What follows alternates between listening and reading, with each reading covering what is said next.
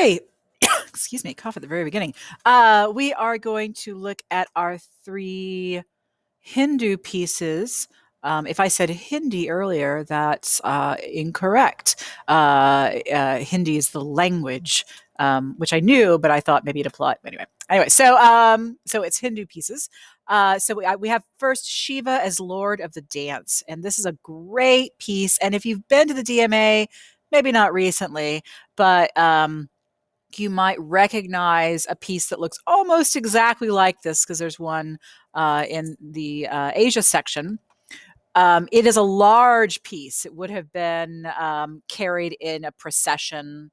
I would say, at least the one in the DMA is probably the diameter would be at least, I'd say, a foot and a half in diameter. So it is a large piece. We have Shiva, who is one of the main gods in the Hindu pantheon. And if we look carefully here, these things that might to you look like hands are not hands, but they are in fact flames. And so he's dancing in this circle of flame. We notice he has hair that is kind of not electrified, but it's kind of empowered, and it reaches out to the circle of flame as well. We'll also notice the multiple arms, 1, 2, 3, 4. In one hand, he holds a flame. These two hands in the middle, he's making a particular mudra. You know what a mudra is. I'll talk about what the mudra is in a moment. And then on his right hand, our left, he's holding a drum. All right. Great earrings, right? A crown. But then the fun part is when we go down, he's dancing on somebody. He's dancing on basically, you'll find out, kind of basically ignorance, human ignorance. So that's a great image. So let's get into it a little bit.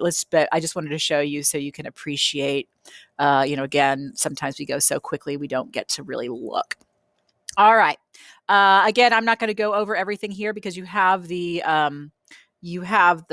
access to the PowerPoint, but the images are, Shiva has different roles. Most people just think of him as perhaps the destroyer, but for people who worship, for whom Shiva is going to be the main god, he is going to be creator, preserver, and destroyer of the universe. At the same time, what is that? It's a circle. We've talked about circles. We talked about it in relation to Buddhism, but remember, Buddhism is an offshoot of Hinduism. So this is going to be the never-ending cycle of time, this wheel of flame. Okay. So you can read that yourself. I'm not going to read it because you can take the notes on it yourself. I just want to note that dwarf-like figure. He's the symbol of illusion or ignorance, which leads mankind astray. I really like that. Talks about what the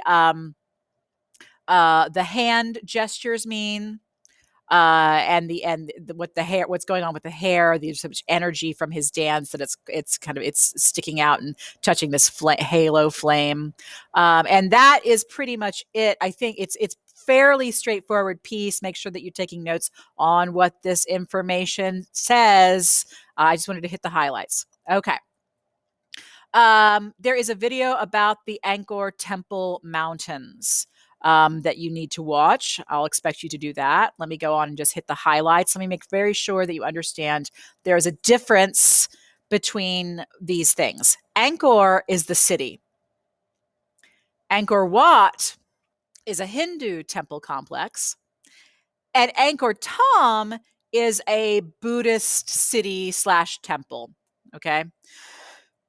So the Hindu temple complex obviously is going to come first, and the Buddhist temple complex comes second because, of course, Buddhism comes after Hinduism. Angkor, the city, long series of development, 4 centuries. It is basically built on water. You want to think about other places built on water, like, for example, Tenochtitlan, right? It's a hydraulic city. There's lots of water management, dispersal, engineering feats. Each king would build their own temple mount. And he would install his personal god, the specific Hindu god. I'm talking about Angkor Wat here. He would install the specific god that he worshipped most closely, whether that's Shiva or Vishnu, or in the case of Angkor Thom, Buddha. And in the process of creating these temples, he would give the temple name and the god worshipped at that temple part of his own name. And in fact, at Angkor Thom, you'll see there's an image of the Buddha that looks like the king who created the temple. So again, we have this idea of conflating or putting together the God image with the political or temporal power image. So the belief is that upon the king's death, he would be reabsorbed into the god, whether that's Shiva or Vishnu, or perhaps Buddha's not really, depending on what kind of Buddhist philosophy you follow, you may or may not believe that Buddha is a kind of god. I guess in traditional Buddhism, he's not, but but Buddhism very much changes depending on where you are in the world and how it's being practiced. The king's image is worshipped here. Angkor Wat was built by Yavarman II, and that's the largest of the temple complexes. Okay, it's dedicated to Vishnu. We have the 5 peaks of Mount Meru, right? Symbolized there. You can read this yourself. So it's an enormous temple complex. Also suggestive of mandala, again. You can read this yourself and take notes on it yourself. I wanted to talk about the churning of the ocean milk from Angkor Wat. So this is a story in Hindu belief. So essentially, it's about the beginning of time, and the story ultimately is a story about the victory of good over evil. The gods are fighting the demons. Because the gods had lost some power, the demons want to hold on to it.